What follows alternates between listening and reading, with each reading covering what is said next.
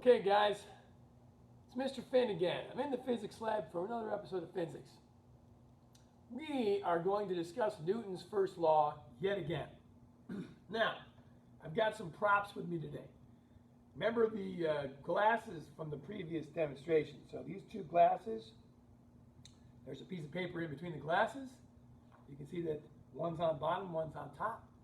And what I'm going to try to do is remove the paper and leave the glasses right where they are.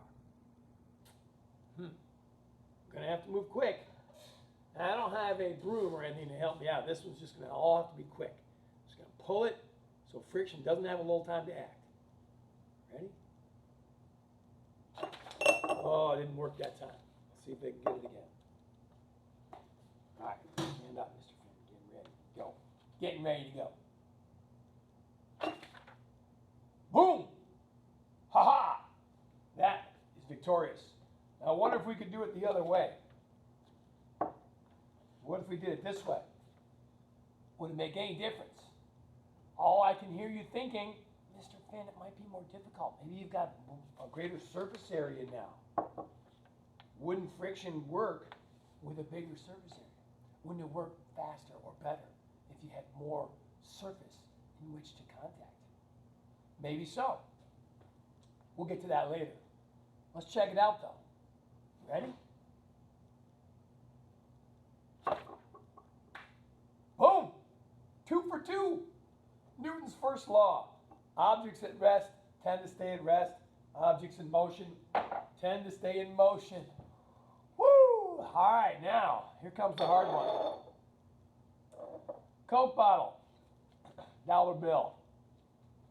This is about a 30% proposition. Usually I have the students do this. Now I've got my dollar bill uniquely positioned between the two Coke bottles. Gonna have to move fast. Can't let friction work very long. But the more inertia, then the more the law of inertia seems to play a part. In other words, inertia is a measure of a body's mass. Or mass is a measure of inertia. Actually, that's probably more correct to say. Mass is a measure of a body's inertia. That means the more mass it has, the more inert or the more likely it is to stay in its position. Let's try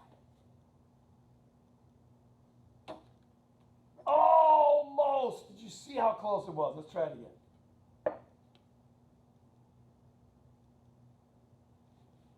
This is where I could use one of my really quick students. It's too bad we're not together here. All right. Ready? Whew. Come on. Bada boom, bada bing! Physics works again, my friends. And you can see that with the Coke bottles, I have indeed proved Newton's first law.